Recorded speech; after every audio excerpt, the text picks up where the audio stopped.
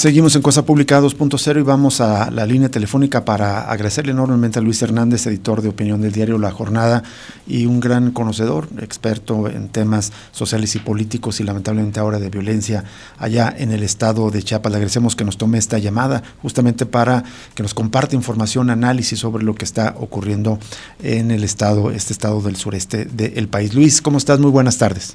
Muy buenas tardes, Rubén, y saludos también a Jesús por hasta allá.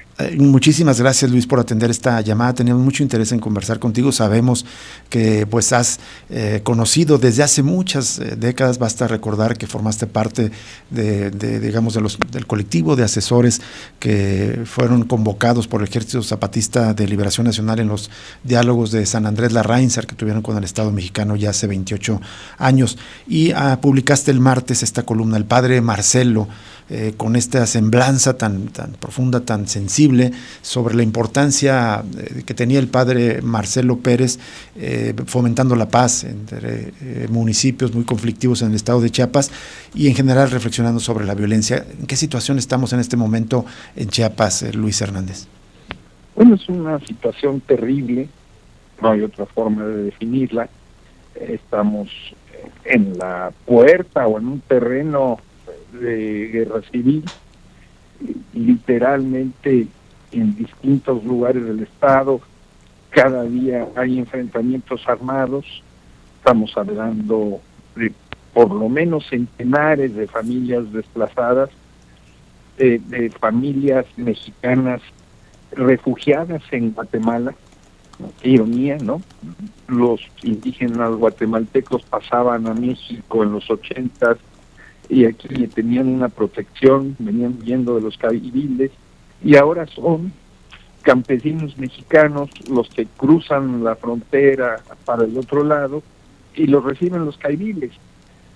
Estamos hablando de que en la región del Soconusco, por ejemplo, aparecen cotidianamente cabezas de personas ejecutadas con el cuerpo desmembrado, de los ataques permanentes de brigadas armadas en el municipio de Reforma, estos grandes enfrentamientos entre Jalisco Nueva Generación y Sinaloa en la región de frontera y la costa, y las agresiones a las comunidades zapatistas.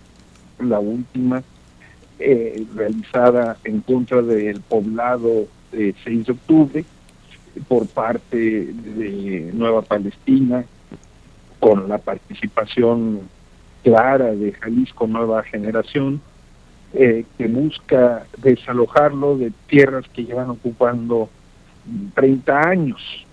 Estamos entonces en una situación de violencia incontrolable, mientras el gobernador aparece pareciera estar en un acto de campaña, anunciando medidas absurdas y desentendiéndose de la violencia. Así es. Luis, de parte del gobierno te quería preguntar la responsabilidad del Estado mexicano en general, es decir, los 3 órdenes de gobierno, porque escuchamos, por ejemplo, al expresidente López Obrador, que con frecuencia pues decía que esta violencia era un conflicto entre comunidades o conflicto entre cárteles de la droga, que claro que existe estos factores, pero ¿cuál es la responsabilidad del Estado mexicano en toda esta situación como la describes de virtual guerra civil en Chiapas? Bueno, no olvidemos que cuando se tuvo lugar la masacre de Acteal el 22 de diciembre de 1996, en la que fueron asesinados por paramilitares 45 mujeres, niños, hombres que oraban por la paz, se le quiso presentar como un conflicto intercomunitario.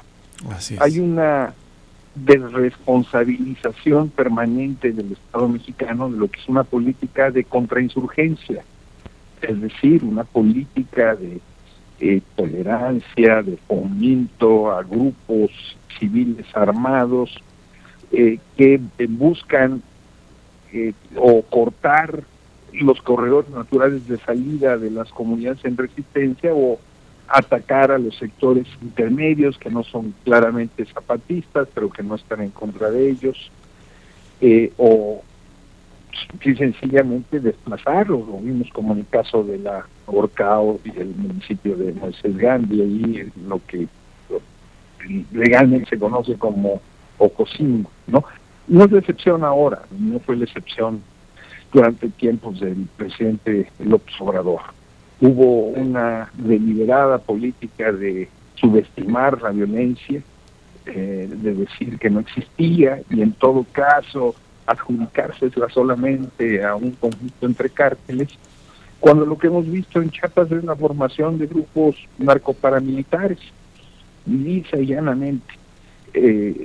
La acción de viejos paramilitares refuncionalizada en los nuevos cárteles, pero que tiene una lógica de contención, desgaste y de expulsión de los territorios donde la gente resiste a las mineras, resiste a los viejos finqueros, resiste los programas gubernamentales. Hay un elemento, no sé si sea de mayor gravedad, Luis, que denunció en el comunicado el subcomandante Moisés, de que era un intento de recuperar, de reapropiarse de las tierras que el ejército zapatista recuperó hace 30 años después del levantamiento del 1 de enero de 1994, como si hubiera una intención de volver a reapropiarse de tierras que ya eran de las comunidades indígenas. Sí, así es. Creo que tiene toda la razón el comandante Moisés. Recordemos que en 1994 hubo una reforma agraria desde abajo, formalmente desde la reforma al 27 constitucional, 2 años antes se había izado la bandera blanca en el campo, se había decretado el fin del reparto agrario, pero al calor del levantamiento zapatista se tomaron alrededor de 150,000 hectáreas. 50,000 de ellas quedaron en manos de los zapatistas, que las han venido trabajando de manera colectiva, de manera comunitaria, impulsando cooperativas, impulsando la agricultura orgánica, y que cotidianamente ha habido una política impulsada desde los gobiernos, con las autoridades agrarias por delante, que buscan que se creen conflictos, dándole esas tierras que ocupan y trabajan los zapatistas a otras organizaciones campesinas y ofreciéndoles su legalización. Este es el caso precisamente del 6 de octubre con la comunidad de Nueva Palestina, formada fundamentalmente por celtales, que forman parte de la comunidad lacandona, ¿no? Esta entidad agraria generada a partir de un decreto presidencial de tiempos de Luis Echeverría, 1972, en el que se le entregó 660,000 hectáreas aproximadamente a 76 familias lacandonas. Uh-huh. Bueno, ahora quiere lanzar a la gente para que se enfrente con los zapatistas, para que los saque de la comunidad que han trabajado ya durante más de 3 décadas. Pero esto lo hemos visto en otros lugares, y solo la capacidad de resistencia, de organización, de templanza, la inteligencia del zapatismo ha logrado que no se escalen estos conflictos a mucho más. Pero aquí ya se traspasaron muchos de ellos, me parece. Claro. ¿Qué tal, Luis? Te saluda Jesús Estrada, un gusto escucharte. Quería hacerte algunas preguntas. Una es que, hablando de esta advertencia de una guerra civil, a pesar de que el Ejército Zapatista de Liberación Nacional desde hace 2-3 años lo viene advirtiendo, todavía en esta semana escucho comentarios de algunos opinadores, incluso de izquierda, diciendo que es un poco sobredimensionado hablar de una guerra civil. Pero ¿verdaderamente estamos ya en Chiapas al borde de un enfrentamiento de ese nivel? Yo creo que sí, Jesús, no es exageración. Hagamos un mapa del Estado. y veamos cómo en lugares como Panteló los enfrentamientos entre la autodefensa, el machete, y ya descompuesta junto con los Herrera, ha provocado decenas de muertos, más de 20 desaparecidos, y hay un enfrentamiento encarnizado.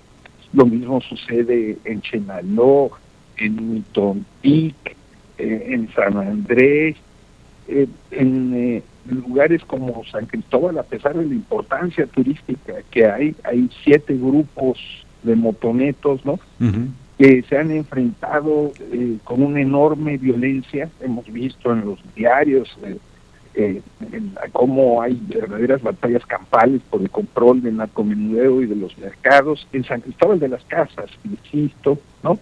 Si vamos a la región de la comunidad lacandona, podemos ver los conflictos dentro de Nueva Palestina, de frontera Corazal, la expulsión que han hecho los lacandones ligados al narco, de quienes han promovido un decreto que establezca una buena relación con sus vecinos. Pero lo mismo sucede en el centro del estado, en la región de la Frailesca, en la región Costa. Estamos hablando de grupos armados que están enfrentándose unos a los otros. No sé, ¿es una guerra civil? ¿Cómo le quieren llamar? Así es. Hay el término describiendo lisa y llanamente una situación que se vive con toda crudeza. Claro, y es de tal magnitud que también parece ser que se suspenden estas convocatorias a los encuentros internacionales de rebeldías y resistencias 2024-2025 que había convocado el Ejército Zapatista. Esto da idea también de esta magnitud, ¿no, Luis? Yo creo que sí, o sea, imagino que esos encuentros lo que buscaban era darle una perspectiva hacia adelante a la lucha antineoliberal y anticapitalista en el mundo, darle un espacio de relación y de continuidad a lo que fue la visita zapatista a Europa, y de repente no hay condiciones de seguridad para realizar una reunión así. No sabes cuándo te van a llegar grupos de paramilitares o grupos armados a darte por lo menos un susto, o en el peor de los casos, como sucedió el domingo pasado con el padre Marcelo, claro, ¿no? Que quitarle la vida. O aquel caso de Betty Cariño, ¿no? Una caravana de observación civil que fue agredida, que fue atacada, que podría ser eventualmente el caso, ¿no? Luis, ¿cuál podría ser una salida para detener este curso de violencia, de virtual guerra civil que se está viviendo en Chiapas, que no es ajena pues a lo que se vive en otras partes del país, pero tiene características especiales en Chiapas? ¿Tendría quizás el nuevo gobierno que convocar a unas nuevas jornadas de diálogo, mesas de diálogo con las fuerzas involucradas, eventualmente el Ejército Zapatista de Liberación Nacional? Yo creo que lo primero es reconocer que existe esa violencia y que existe esa situación de guerra civil en el norte del estado, lo que se ha hecho en contra del ejido de Tila, por ejemplo, en la entronización del poder del INVER por parte del Partido Verde allí. Entonces hay que reconocer que esa situación existe y que es una situación multifactorial, por supuesto, pero que tiene una matriz muy clara, que esa matriz pasa por la ofensiva contrainsurgente en contra de quien está en resistencia. El incumplimiento que ha habido por parte del gobierno federal ya hace 28 años de los acuerdos de San Andrés, y desde este punto de partida entonces podremos pensar hacia dónde caminar. No podemos olvidar que toda esta violencia se da en uno de los estados más militarizados que hay en el país, y no en el que más militarizado está, ¿no? Pero hay una negativa permanente del gobierno federal a reconocer la gravedad de la situación. Mientras no se reconozca, mientras no se creen instrumentos entonces para atenderla, pues esto va a ir cada vez más espiral ascendente. Claro. No, coincido totalmente, Luis, con eso, y hay que recordar además que la Guardia Nacional se inauguró justamente en Chiapas al principio del gobierno de López Obrador para contener los flujos migratorios. Es otro elemento más de un estado muy militarizado. Pero Luis, quería preguntarte sobre en particular el tema del gobierno estatal de Chiapas. Digamos, el EZ y las diferentes comunidades señalan que esto es, hay participación de los 3 niveles de gobierno en esta situación de guerra civil, pero ¿cómo confiar, digamos, en materia de justicia en el gobierno de Chiapas, en particular en la Fiscalía? Preguntándote específicamente del padre Marcelo Pérez, de que se llegue a la justicia. Antier anunció la Fiscalía de allá que detuvieron al presunto autor material del asesinato del padre Marcelo Pérez, sin dar mayor información, pero hay que recordar que hace un año, en junio del año pasado, la misma Fiscalía de Chiapas emitió una orden de detención en contra del padre Marcelo, que fue rechazado en ese momento por una enorme cantidad de organizaciones civiles. Sí, efectivamente, tienes toda la razón, Jesús. Es una fiscalía absolutamente desconfiable, que se ha dedicado a perseguir defensores de derechos humanos, a levantarles acusaciones falsas. Muchos elementos de esa fiscalía además están ligados con los malosos en la entidad, abiertamente. No hay en esto ninguna duda. Se han cometido una gran cantidad de crímenes que siguen impunes. Así comenzó su sexenio Rutilio Escandón, asesinando defensores de derechos humanos de distintas organizaciones, pero asesinándolos, y siguen libres los responsables, ¿no? Entonces hay motivos para la desconfianza. Veremos qué sucede. A ver qué dicen de esta gente que detuvieron, si es el asesino material, si es un chivo expiatorio. Pues lo vimos ya en el caso de Samir Flores, en el caso de Morelos, que están en la cárcel, no los que verdaderamente asesinaron. Estamos ahora ante un crimen que hasta ha merecido la intervención del Papa Francisco. No creo que puedan hacer de las que acostumbran, pero al mismo tiempo hay una especie de menosprecio a reconocer la magnitud de la violencia existente. Exactamente, así es. Pues esperamos que se atienda esta grave situación ahí en Chiapas. Por lo pronto, estimado Luis Hernández, muchísimas gracias por conversar con nosotros para el auditorio de Radio Universidad de Guadalajara. Pues muchas gracias a ustedes, les mando un gran abrazo a ustedes y a su audiencia. Un abrazo de vuelta, estimado Gracias. Luis Hernández, editor del diario de opinión del diario La Jornada y un gran conocedor de esta situación social y política que se vive en Chiapas. Vamos a una pausa y regresamos porque lamentablemente la violencia no solamente está en el sur del estado. En Guanajuato, una situación bastante delicada con el estallido de 2 coches bomba en este día. De esto le vamos a informar después de volver de esta breve pausa.